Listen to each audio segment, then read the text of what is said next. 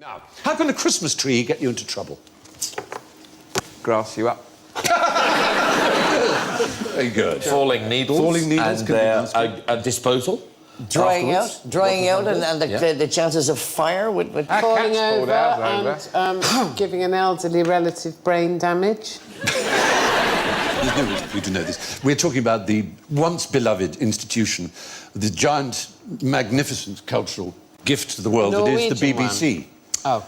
And the BBC now, of course, is so open that you can literally look up everyone who works for it and see how much their salary is. In the old days, they, of course, all had a personnel file, and there was a figure from another institution, far more sinister even than the BBC. Broadmoor. Not Broadmoor. MI5 is the right answer. Right. And if they thought anyone who worked for the BBC was... gay. Communist. Dodgy, communist, subversive... They would ask them to join immediately. There would be a symbol put onto their personnel file, Really? which resembled a Christmas tree. And that's if you were It would look dodgy. like that. Oh. And Oh, no. the reason people thought it might be a Christmas tree was... Do you know what the German for Christmas tree is? Tannenbaum. Do you know the tune of the song, Oh, Tannenbaum? Tannenbaum, oh, Tannenbaum, deine Bottle. Yeah, that's right, exactly. A Christmas tree, which is also the tune to... Though cowards flinch and traitors sneer, We'll keep the red flag flying here. The red flag, exactly. And people thought... Yes, power to the people. Can I just do my version of the red flag? Yeah, go on. Neil Kinnock's hair is deepest red, though most of it's not on his head. You would have laughed. Roar and laughter. Did it mean that you were a suspected communist? It isn't actually the reason that it's the Tannenbaum red flag. It's just a pure coincidence. People thought it looked like a Christmas tree, called it the Christmas tree, but the two arrows, it's actually just two arrows, mean refer upstairs. So if anyone was thought to, for promotion, and you saw their personnel file, you'd have to go up to a senior person and say, this person... And the last I'm person, up for promotion. Anna Ford had one of those on her, the newsreader then. Blimey. Yeah, and it was because she'd once, had as a boyfriend a communist. Which, Jesus, in a free society. And they allowed her on the television. I know. Well, there you go. The BBC used Christmas trees to keep lefties off the telly. The practice stopped in 1985, and sure enough, they're everywhere. Yeah. Speaking of carols, we all like our snow deep and crisp and even, but what is it mostly made of? Woke lefties, that's what it's full of. Woke lefties? Yeah, snowflakes. Snowflakes. Oh. Yeah. Mainly air, isn't it? Yes, it is mainly air. So powdery, freshly fallen snow is made up of tiny crystals of frozen water, and each crystal is surrounded by air. So it's incredibly fluffy and porous, and up to 90 to 95% of its total mass is just air. And that's why when snow melts, it seems like so little of it, doesn't it? Yeah. There's a really good rule of thumb. 1 inch of rain corresponds with about 10 inches of snow. Really? Yeah. God. What does it make snow? If it's got so much air in it, what's it going to give it as a quality? Cloudiness. Well, transparency. Excellent insulator. Oh. Because it's full of air. So if you're inside a well-built igloo, let's imagine it's minus 40 degrees centigrade outside, your body heat trapped inside all of that air is enough to make it a very nice 16 degrees inside. In Denmark, because we get quite a lot of snow, it's always recommended that you carry a single tea light and a box of matches, and a single tea light lit on the dashboard of your car will be enough to keep you warm for the entire night if you're stuck in snow. Wow. That's quite a good tip. I mean, if you get a few across the dashboard, it's roasting, I mean. Yes. Some marshmallows. Get your top off. Pouring wax on your stuff.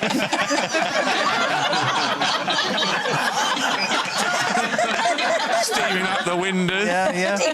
What's going on in there? We've run out of petrol. Bugger off.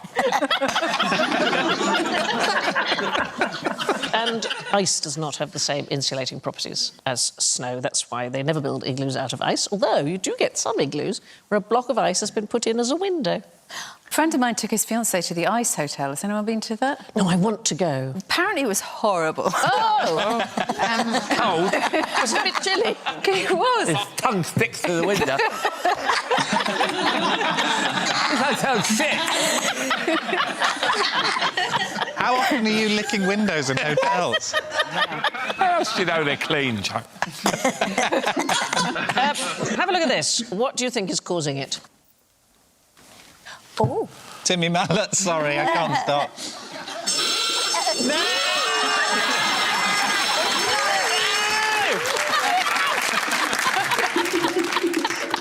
Oh, wow. So it's called an ice shove, and it is caused when ice is forced up over the edge of the lake or a body of water or whatever by the currents underneath, and it is almost impossible to stop. Yeah. It'll crush trees and houses in the path. There was what's known as the Great Ice Shove of Montreal, 1836. It brought down an entire whiskey distillery.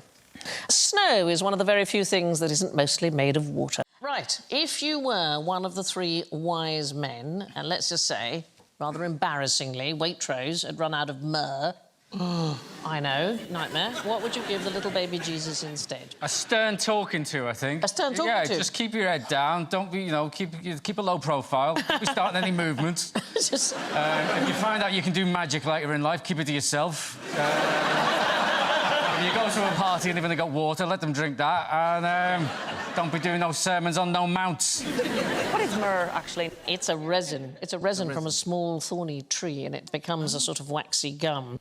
So what are the three presents that the wise men supposed to bring? Frankincense, gold, my personal fave. Yeah, and myrrh, and they're all symbolic presents. So gold represents the symbol of kingship on earth.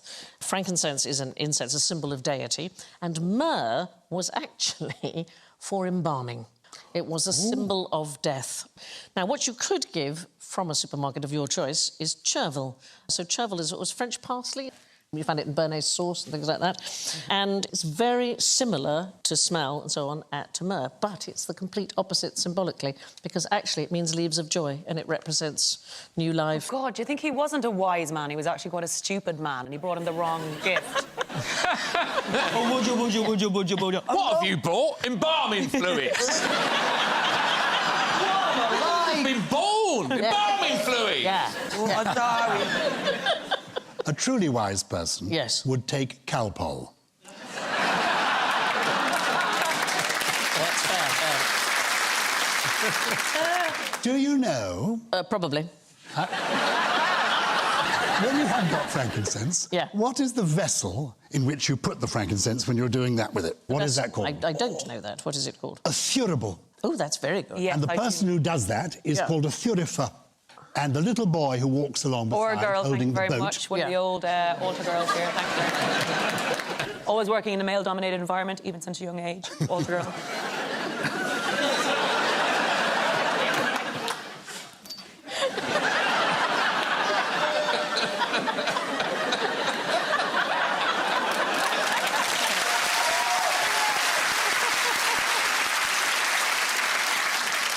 Yeah, sorry, the furable. Yes, the furable. Yes. That's it. Oh, fine. The Sorry. It's a furable.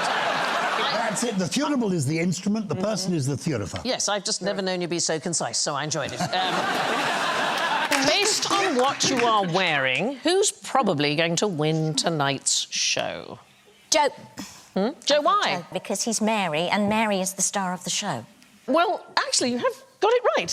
That is right. But why do you think that might be? Because I'm so clever and gorgeous. Well, I present a religious show on Sunday mornings, so I know that there was a piece of research that tried to map the parts that people played in the school nativity with lifetime success.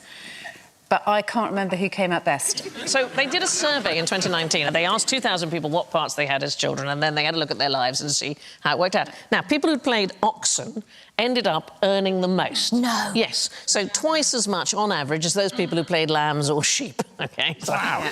Mary's most likely to be content with their adult life, with Joseph's coming second. Mary also had the most social media friends. So the most popular. OK? At Joe Lycett, if you want to follow me. Yeah. The person with the fewest social media friends, the narrator. Way behind. Narrator's just always annoying, aren't they? And narrator most likely to work in education and enjoy horse riding. I mean, what are the chances of these things? The donkey most likely to work in IT and do gardening and enjoy puzzles. The angel Gabriel most likely to work in marketing and communications. What were you in the nativity? Well, I was the star. And when I say that, I don't mean I had the main part. I played the actual star. I just wore a twinkly headband and appeared over the stable like that. Yeah. It sounds slightly creepy. Yeah. I think it is a bit creepy. You know, it wasn't actually a star. What? I'm just going to say this. It was Uranus, Sandy.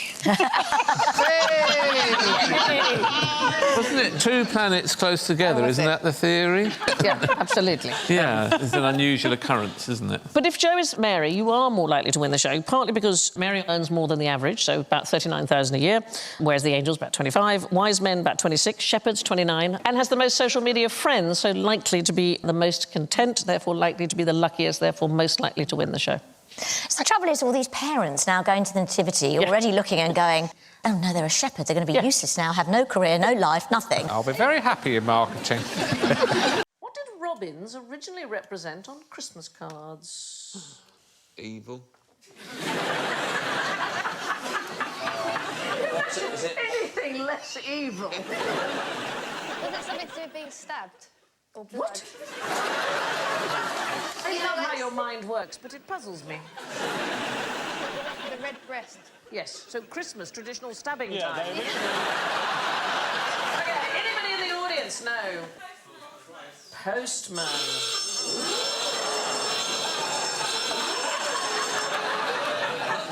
It looks so easy. The fact is, robins have been associated with Christmas long before... Long before Jesus. Victorian. Long before Victorian postmen and their red outfits. So the idea that robins on cards originally represented postmen, as I have to say, stated in a previous QI, is wrong. And so thank goodness I'm here to clear up this terrible mess. Thank God you're here. I know. There's a traditional Christmas song called The Robin's Appeal, so pictures of robins on cards appear to have been there to represent robins. What I find incredible about this is he's, you know, it's a traditional postman, but he's holding a smartphone.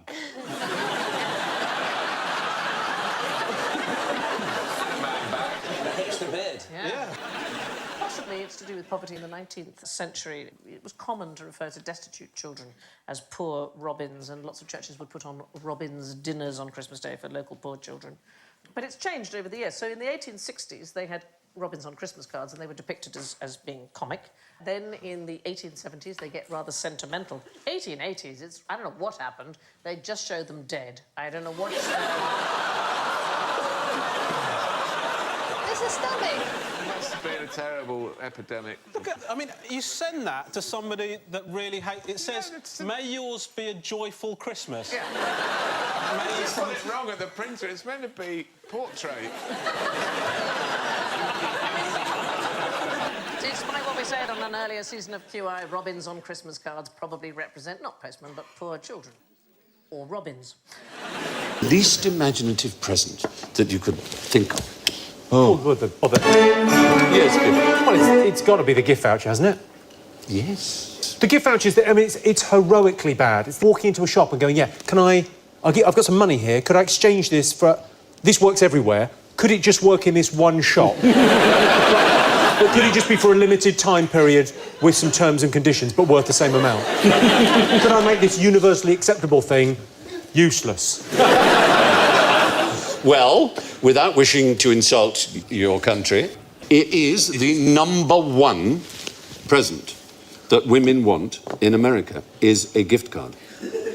Are you ashamed of your people? I'm humiliated for Americans everywhere. So who invented the gift card? Because it is a terrible idea. If you try and sell it to someone as an idea going, well, look, take the money... It isn't clever. It's $30 billion a year in America. $30 billion industry. And how much of that is actually spent? Because I've got some Woolies vouchers at home. I'll tell you. In America, only 75%. About a quarter is never redeemed because the recipient forgets or the time period elapses before they get to the shop to redeem it. Period. You know, like money doesn't have. Yeah, exactly. Brilliant. I know. It's astonishing. I've got one at home. I can't find it. Oh, that's annoying. It's for a day driving around Brands Hatch or something. Oh, well, no, that is fun. That's really fun. Oh, yeah. I think it's probably expired.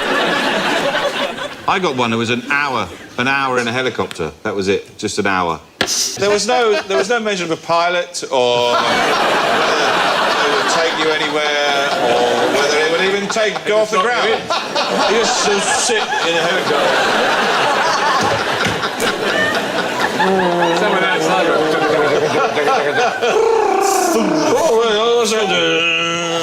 Ouch! Come on, let's go on. I never redeemed it. It was a shame. What were the first gift certificates? Book tokens. Book tokens, right answer. And they were in 1932 by a man called Raymond, who was a publisher, who was rather disappointed to see one Christmas, when he saw all these presents amongst his friends and family, only 3 were books. And he realised the reason was that people were not confident about giving books because they couldn't be sure that the recipient would like that book. So he thought, why not just give them something that is good for any book they like, which is what a gift book token is. So there we are, that's them. As we're in the Christmas spirit, let's have a little sing-song. What's everybody's favourite bit in that traditional song, The 12 Days of Christmas? Which is your favourite bit? Lord's Leaping. For me, it's the gold rings. Yeah. Everybody knows that. Yeah. 5 gold rings.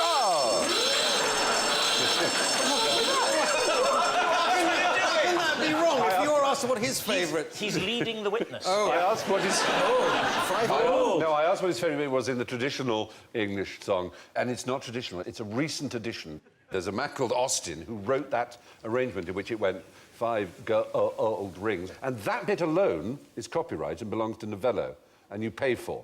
All right, so we've just blown the BBC's budget. The whole BBC. It's a bit like Happy Birthday to You. You can't sing or whatever in films, or at least if you do, you have to pay enormous royalties because the lyrics are still not in public domain. I was told at school that it was code.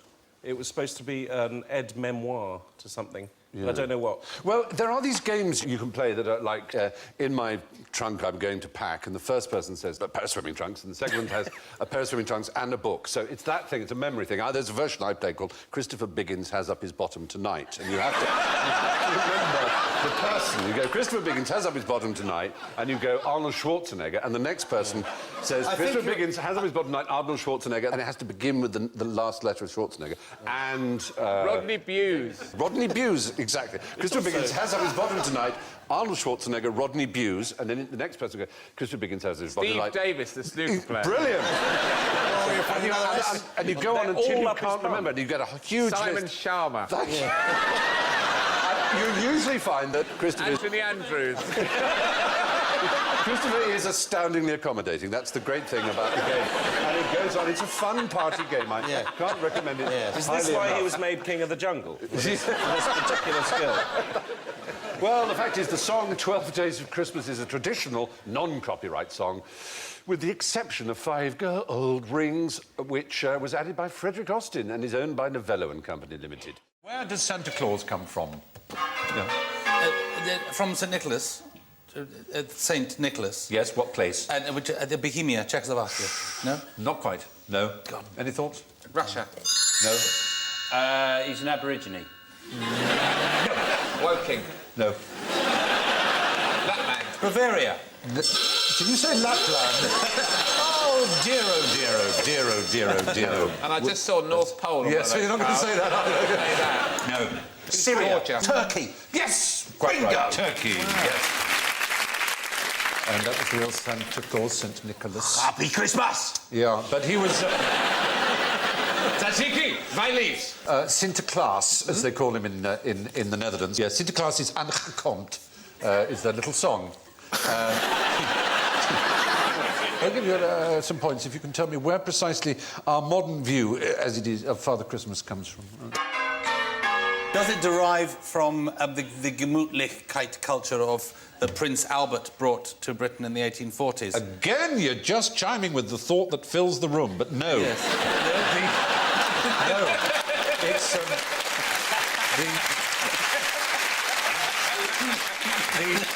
No, the Schleswig-Holstein Gemütlichkeit culture is not an issue here. It is a very extraordinary thing. I want to take you to the year 1822. Oh, when Schubert wrote the Unfinished Symphony. Something else happened. A poem was written, which absolutely gave us, for the first time ever printed or ever recorded, as far as we know, the idea of the white beard, the red coat, the stockings, the chimney, the presents on Christmas Eve, the whole thing. Americans still quote it every Christmas time. It was the night before Christmas. It was the night before Christmas. Clement Clark Moore, who was a professor of Hebrew, The poem was called A Visit from St Nicholas. Off his face on Laudanum, just sitting there with a big fat man with a beard and a red coat. This is fantastic. And he's got a sack full of gripples. No. Where do the Christmas celebrations always end up in a fist fight? My house. Is it a fighting household, Danny? It's the only day of the year where you can start drinking at breakfast, isn't it? Like without... Unless you're from Denmark, in which case, hey... Every time of year there's an intervention, but Christmas Day you're like, come on! Yeah. Let's have a bit of Baileys on your cornflakes or whatever. See, it's funny, because the Danes don't really have a tradition of that kind of fighting at Christmas. What we do is we do silent resentment. It's much more Nordic. My brother and I are both married to white women. And at Christmas, my mum will invite us all round and then she'll do 2 dinners, like a roast and a curry. And it just looks like we're encouraging racial segregation at Christmas. Well, I'm going to find out if that's true, because your mum's here in the audience. Shanti, hello, welcome to the show.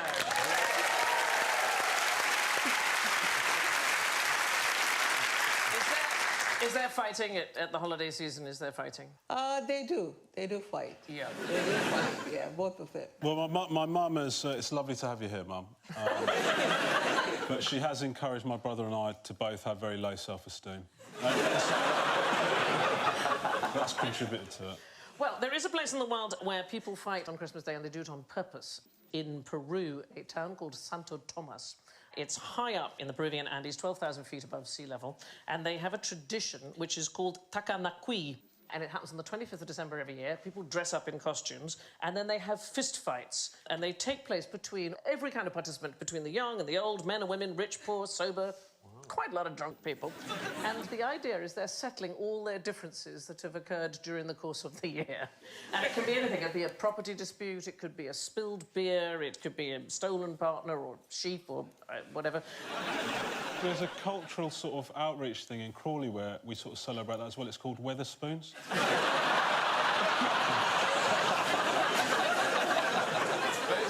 Is it legally binding? Yes, it is legally binding. Right. Whoever wins, whatever the dispute was, that's it, they have to settle So they it. do this on Christmas Day, but what do they do on Boxing Day?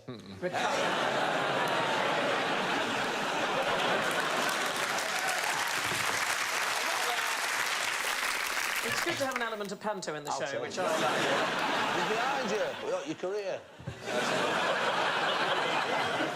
But the reason why we have family fights at Christmas, it's what's known as hyper-co-presence. The idea is that we're forced to spend long periods of time with people that we don't want to, and it's what Sigmund Freud called the narcissism of small differences.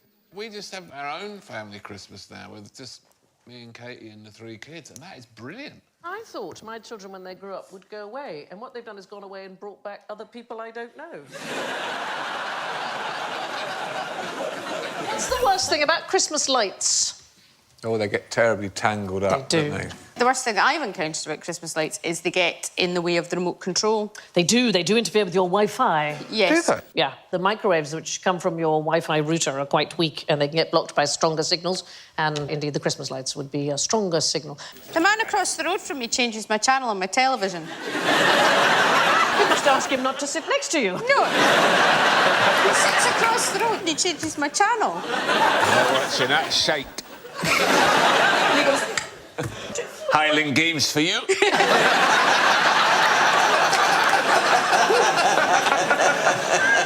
How small is this road that you can see each other so easily?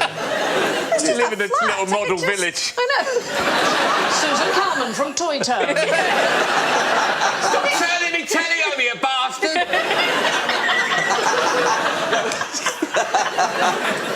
No, you forgot to open the little curtains.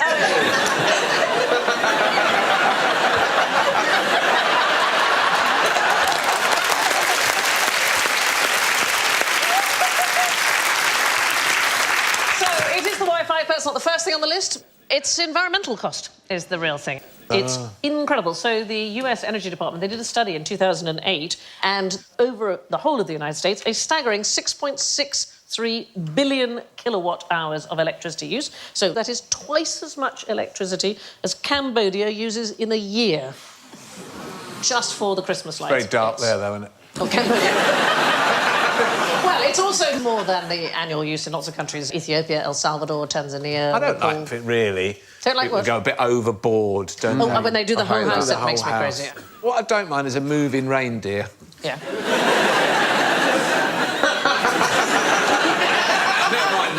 You work on that impression all year, and then you bring it out at Christmas. What's it? Moving reindeer! Every year. Christmas lights also responsible for a great many injuries. So people... Tripping up, oh, my burning. goodness, yeah. I mean, he's gone the wrong side up a ladder. Only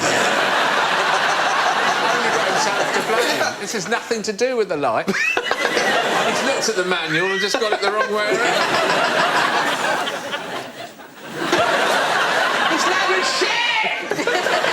I like that ladder impersonation. That could double as a reindeer doing backstroke. That's very good.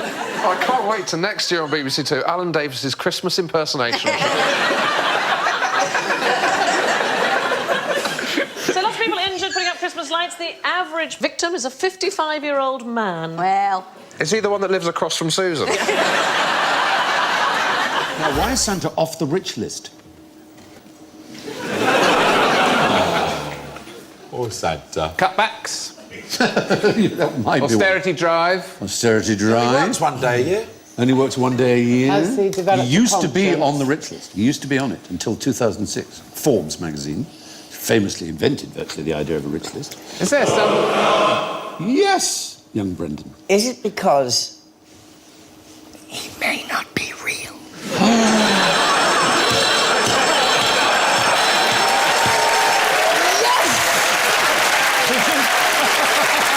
Have you dreamt of this? Thank you! Oh, poor Phil.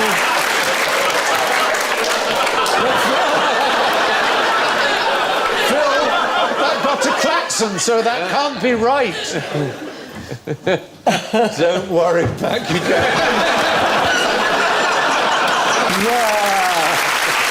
Oh, little soul. Forbes magazine genuinely publishes a fictional rich list.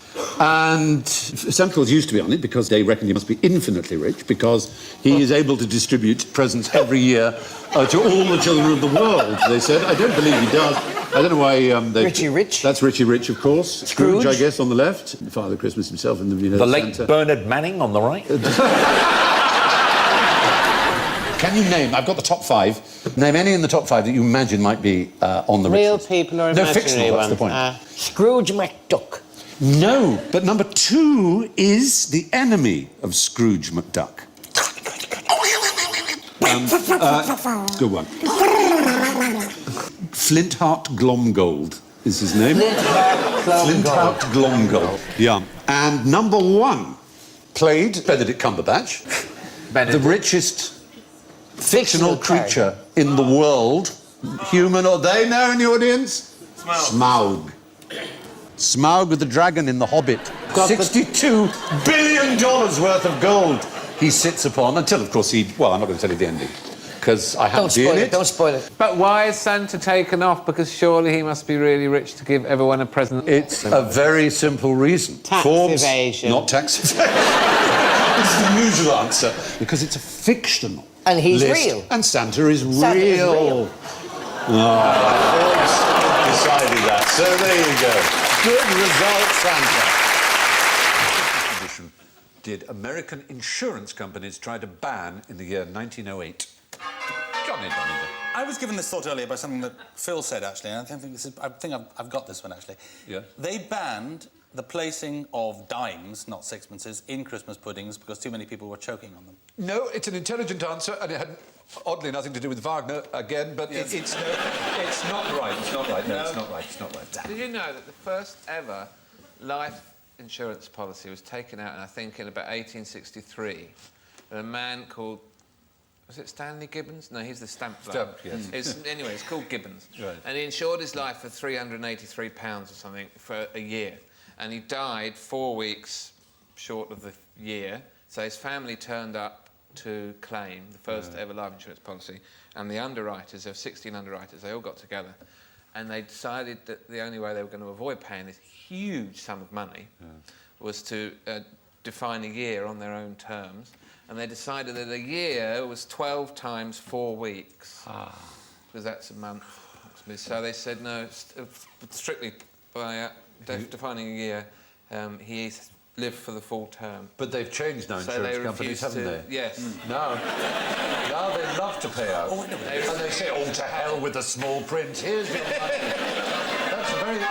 If that's true, yes. I have an image of an early black and white film, of a Christmas film. Yeah. They had live candles all over the place, and live candles were all over the tree. Johnny, I smelled 5 points quite right. Chicago Hospital burned down in 1885, the whole hospital, because of a candle on a Christmas tree. 3 separate Father Christmases died, and this isn't funny. This is not funny by bending down to pick up presents under the tree and their beards catching fire. There's a Christmas to remember. You're that kid. Santa bends down, comes up. Please.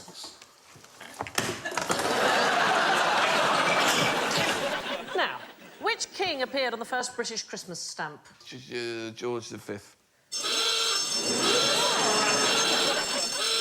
Wenceslas. Yes. Yes.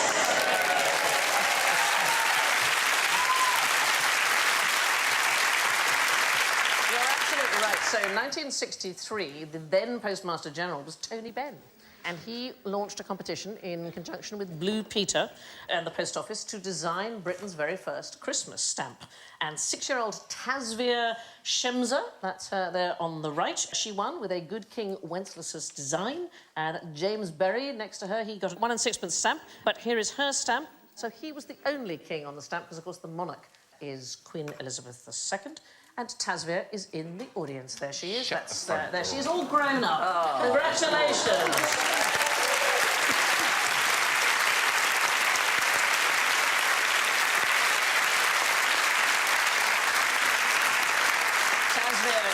That's the longest round of applause we've ever had for anything. I love your stamp. Tasvia, was the picture based on anybody? Well, it was indeed, yes. It's not King Wenceslas, as people say. It was actually a picture of my dad. Oh, a picture of your dad! Oh, but there he is. I think you did very well with that. Sorry, if your dad is wearing that hat, I think he's a bit above his station, isn't he? What I love about this is the stamp was issued in 1966. So, in fact, Daleks, which were introduced in 1963, are an older Christmas tradition than Christmas stamps here in the UK. More than £20 billion gets spent in the UK each Christmas, and 1/3 of all books, clothes and toys are sold in the last 8 weeks of the year. 150 million Christmas cards get sent, 7.5 million trees are decorated, and we buy enough wrapping paper to gift wrap Guernsey. So, let's just take a few moments then together and try to remember, why is Christmas Day on December the 25th? Ring, ring, ring a ding. And it's the birth of our Lord Jesus Christ. Wallamy, wallamy, woo. Well, I thought we'd get it out of the way. Yes. Is that a very, very small fire, or are those huge stars? It's a midwinter solstice. It's a pagan festival that's been appropriated by Christianity. There is a great deal of truth in that. Do I get the points back? You will certainly get some back. It was indeed, there's a Teutonic, Celtic and pagan view that if you survived the winter solstice on the 21st of December, you have a feast to celebrate. But also, there was the Roman god. Was it Saturnalia? There was the Saturnalia was also at that time of year, but there was Mithras. Just the 2 of them were there? Well, there are amazing things claimed about Mithras, and I'll read you some of them. He was a saviour, Mithras, sent to Earth to live as a mortal, through whom it was possible for sinners to be reborn into immortal life. He died for our sins, but came back to life the following Sunday. He was born of a virgin on December the 25th in a manger or perhaps a cave, attended by shepherds, and became known as the light of the world. He had 12 disciples with whom he shared a last meal before dying. His devotees symbolically consumed the flesh and blood of him. Because Mithras was a sun god, he was worshipped on Sundays. Is he a tribute band? He's often depicted with a halo around his head. Oh. And Mithraists gave each other gifts on December the 25th. The leader of the religion was called a Papa, and their HQ was on Vatican Hill in Rome. And you're kind of writing off the chance that this was just a massive coincidence. And then one day they all went to the Vatican and went, what? Hang on. Well, a lot of Christian scholars have since been very angry at some of this research which came out in 1903 about Mithras, and they claim it's nonsense. There's a few flaws, though, aren't there? I mean, I've never heard a bloke go, oh, Mithras, when he's coming. Have you? No, you're right. I'm not sure that Christians would point to that as somehow a vindication of their religion.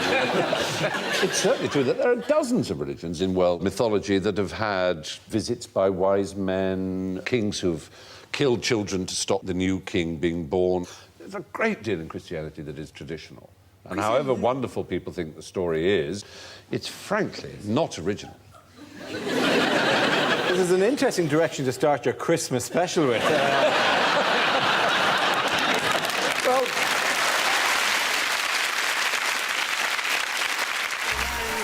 for me to thank Harry, Jimmy, Bill, and... Oh, wait a second. There's one little boy here who still hadn't had a present. But here's Santa! Hello, Santa. So, Santa, what have you got for Alan? Have a feel in Santa's sack, Alan. What can you... Have a feel. What can you... What's in there? Ping pong balls. Ping pong balls. Now, I know a very exciting thing you can do with ping pong balls, but it's quite loud and quite dangerous. So, can you all put your ear defenders on? Right. So, Look Jimmy, at Carrie's ear defenders. Carrie's ear defenders are very special. Oh, you don't know, but you got me through some very difficult years. I only said that when you had the ear defenders on. You go in the safe place, Jimmy, Carrie, and Bill. And ear defenders on in the audience, if you would. Good luck. Oh, well done. Bye. Alan, you and I are going to the extremely dangerous place. I mean, kind of suicidal. To put the goggles on before the... Yeah, all right. And I've got gloves, which you don't need to have. Right, OK, so here we have the ping-pong balls. We're going to pour in liquid nitrogen, which is 196 degrees minus, that is. Really, really cold. We're pouring it into this bottle. And it's fine in the bottle, but if you put it in really hot water, obviously this is gas, which is in liquid form. And when it heats, it'll go back to gas. But there's so much of it, it'll expand and expand and expand, and the bottle will explode really rather violently. So if you put it in, there's hot water in there. We're going to add these ping-pong balls. And the moment the bottle goes in, Alan, pop in all of them. That's it. And I'll pop in all of mine. And then we've got about 5 seconds. Oh, let's go. Oh, gosh.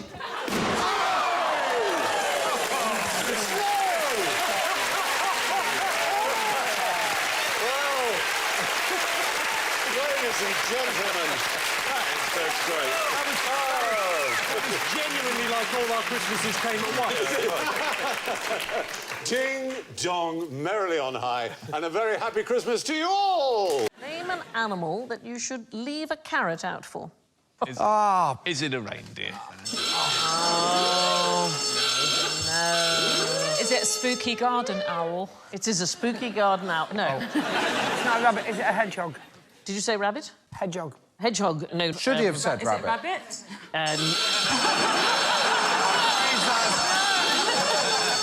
So, bad news for children who leave carrots out for Rudolph. Reindeers find it hard to eat carrots. They don't have incisor teeth on the upper jaw, so they never evolved to eat them because it's not a foodstuff they would find in the wild at all. Have you heard about the carrot swindle? Do you know about the What's carrot the carrot swindle? How about the carrot swindle? When you go to your self-serve checkout, everything you put on for whey, you just press carrots. Really? Yeah. What, so you'd be like buying an anvil and you'd press carrot? Yeah, so you put down, what's an expensive vegetable? Prosecco.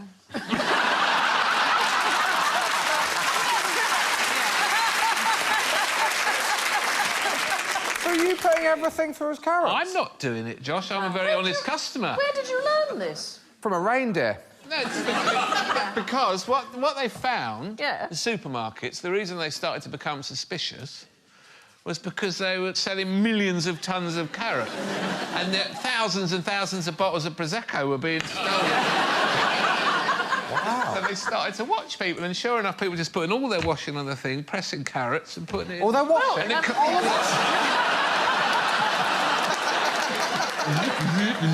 people are putting all their shopping on the thing, pressing carrots, and they've got 6 bags, they paid 12 quid. Theft from self-service tills has doubled in the last 4 years, so you should not put this information out. I'm doing it for Sainsbury's. Yeah. Yes. But, Alan, when you put your washing on, what should you press? Why should we not give carrots to rabbits? What's the reason for that? Oh. It's just not good for them. Yeah. Greens are the best thing. You're absolutely right. Wild rabbits don't eat root vegetables in any way, or fruit at all. Too much sugar, not good for you, causes tooth decay. Best diet for pet rabbits is hay, supplemented with some dark vegetables, but certainly not carrots. Let me show you the world's biggest rabbit. This is Darius, owned by Annette Edward. There it is. Yeah. He is not happy about being picked up there, is he? Bill Bailey's got 2 of those, and he told me that his was the biggest rabbit in the world. Well, apparently this one measures 4 foot 4 inches from nose to tail. Costs her over £2,000 a year in food bills. We're going to have a rabbit off with Bill and this. And that one. 4 foot 4. That is brilliant. It's fantastic, isn't it? I mean, that's nearly as tall as me. Mind you, a lot of things. I know, but you just want that to be in the garden when a cat comes over trying to bully it. The unrealistic thing about the Father Christmas story is that reindeer don't actually eat carrots. When I took my husband home for our first Christmas together, I got so self-conscious about all the things that my family do at Christmas. What do you do that's so... Well, we have a set of bells that we sit round... We each have a different... Everybody...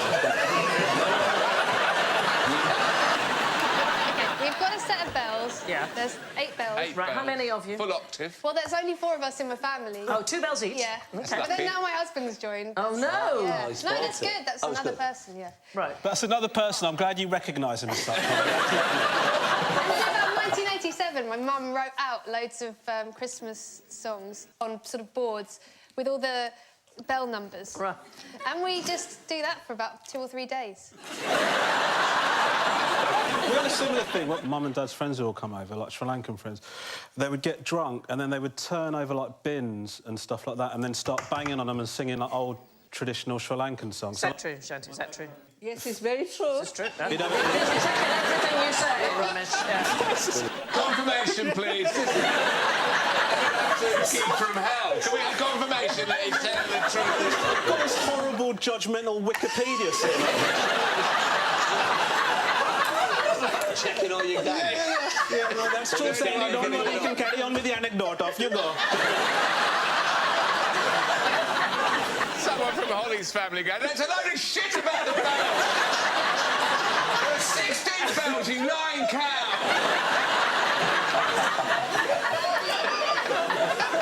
So, like, they would get, like, buckets and turn them over, and then just, like, my dad would just be... like that for, like, hours. Do you 2 live anywhere near each other? Linked up, done a little tour, coffee and cream on the road. But then, one Christmas we did that, and then the next morning we took the blanket off the budgie cage and they were dead. Had you beaten the birds to death? No, they just didn't like Sri Lankan music. I think your mum thinks that's not true.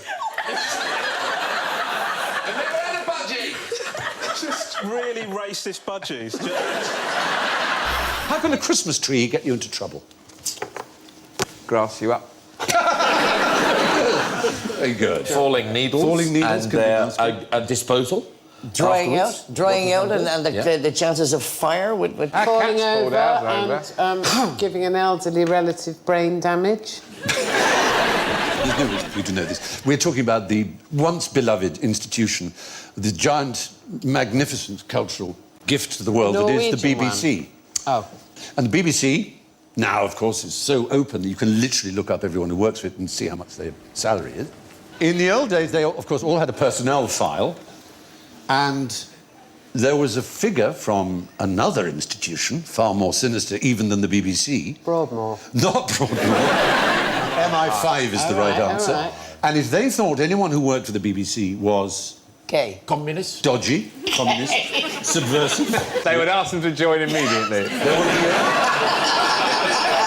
be there would be a symbol put onto their personnel file, which resembled a Christmas tree. That's if you were It would look dodgy. like that. Oh. And oh no. the reason people thought it might be a Christmas tree was, do you know what the German for Christmas tree is? Tannenbaum. Do you know the tune of the song? Oh, Tannenbaum, oh, Tannenbaum, deine Bottle. Yeah, that's right. Exactly. A Christmas tree, which is also the tune to Though cowards flinch and traitors sneer, We'll keep the red flag, the red flag, exactly. And people thought, yes, power to the people. Can I just do my version of the red flag? Yeah, go on. Neil Kinnock's hair is deepest red, though most of it's not on his head.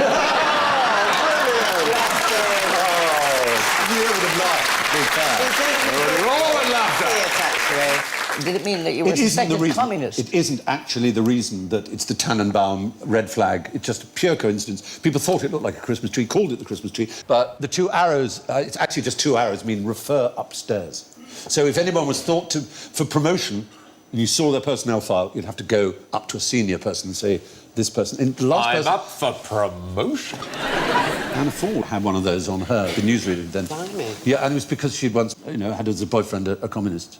Which, Jesus, in a free society. And they allowed her on the television. I know. Well, there you go.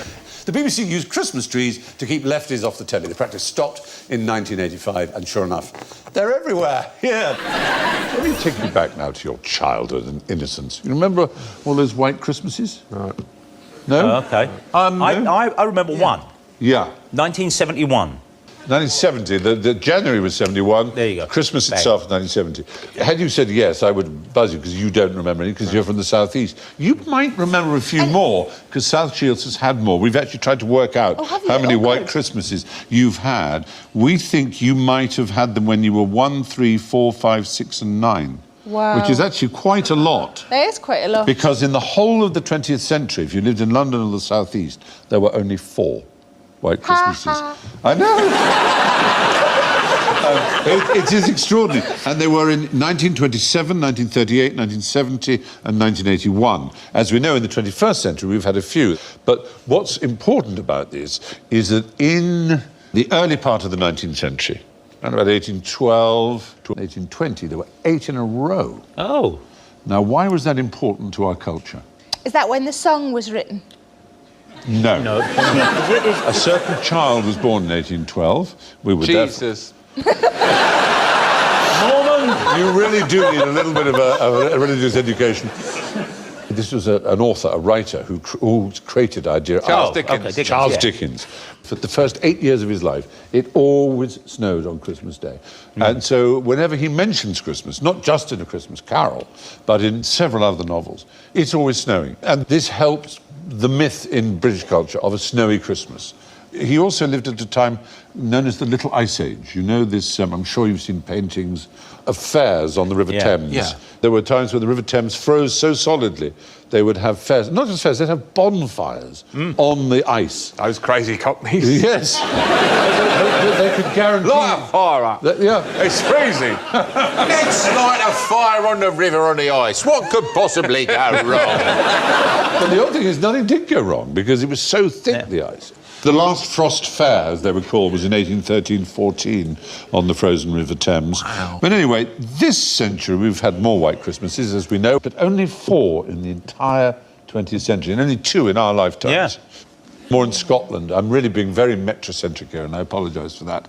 But that's just the fact of the matter. Now, it's time to wrap our presents in the Great QI Wrapping Race. OK, so under your respective desks, you're going to find paper and scissors and tape, and I would like you to beautifully wrap the things you've got. So, Ramesh, you need to wrap the game that we've got there for you, and if you could find the best way...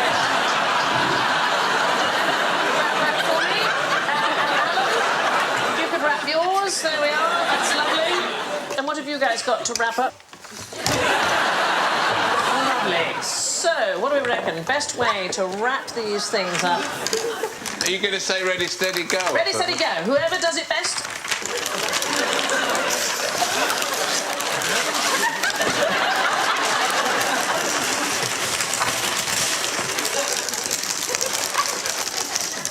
Wow. Jason, that's... Yeah. That looks good. I think I've finished, Andy. OK, let me see. Alan is the winner, I think. OK.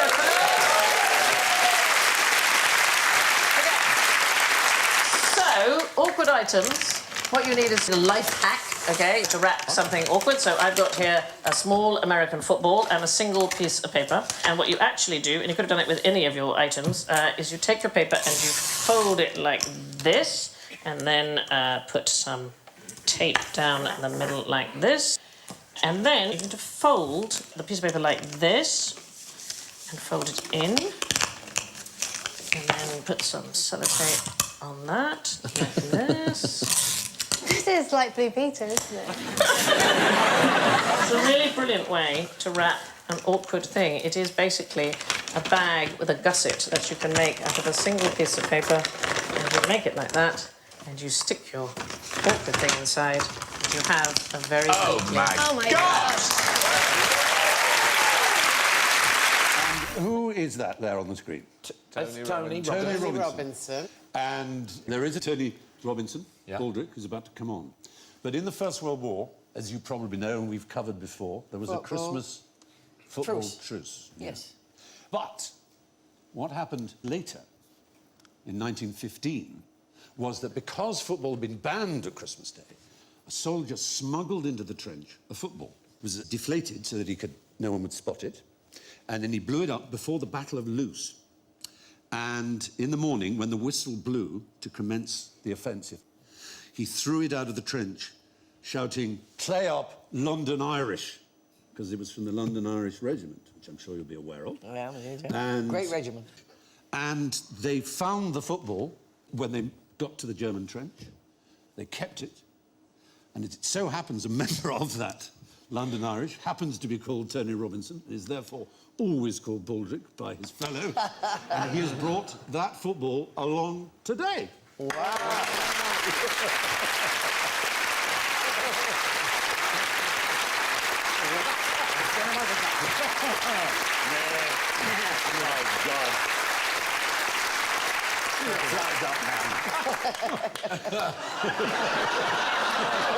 Christmas came out. Darling, take that man's name and address. This really is Tony the football. It is indeed just the football. And where is it kept? It's kept in the museum, which is now down in Camberwell at the London Irish Rifles. Is it called the London Irish Regiment or the London Regiment? We're D Company London Irish Rifles of the London Regiment. Right, D Company. And it's still an active regiment in the British Army, and we have some of your fellow soldiers over here. If you'd like to stand up, here they are.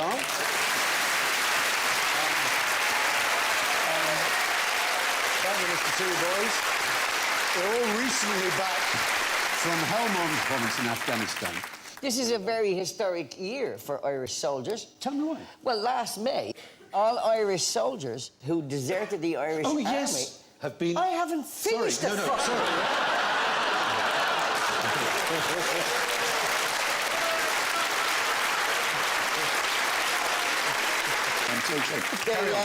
all soldiers who deserted the Irish Army in both First World War and Second World War periods and joined the British Army to fight for the British Army were granted a pardon.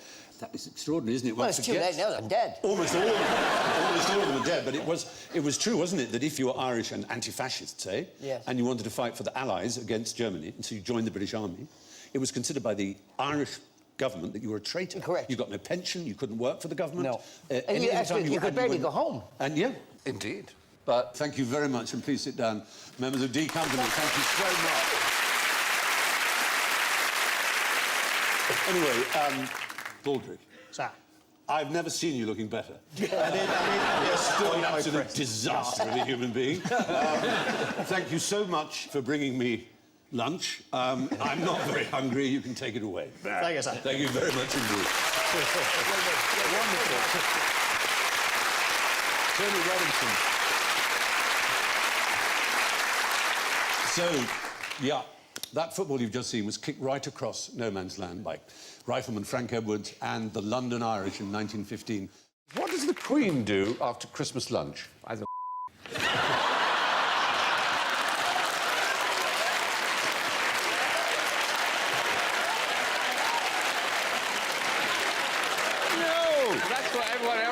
during the Queen's speech. Do they? They go for a walk. They go to church. No, they go to church in the morning, definitely, St Mary Magdalene in Sandringham. But they've furnished us with remarkable details, I have to say, the royal family. Does that mean that somebody from the office is going to be tuning in to see how these details were handled? Yes. And they're likely to be thrilled at the sensitive way in which the Queen's Christmas Day has been described. So far, that's why I've been wriggling slightly. But just to get it out of the way, the answer is she goes into the saloon and watches herself on television. On Christmas Eve, right, they gather in the White Drawing Room at Sandringham around a 20-foot Christmas tree cut from the Sandringham estate. And I want to add here, at the risk of being booed, that I get my tree from the Sandringham estate. It's decorated by the Queen herself. What, your tree?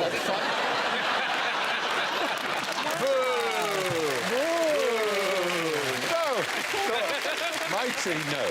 Does she come round to do it? I bet you send her out in the garden. No, do it out in the garden. At 5 p.m, the whole family has a cup of Earl Grey, except the Queen, who has her own Indian blend. Is it Twinings? I hope so.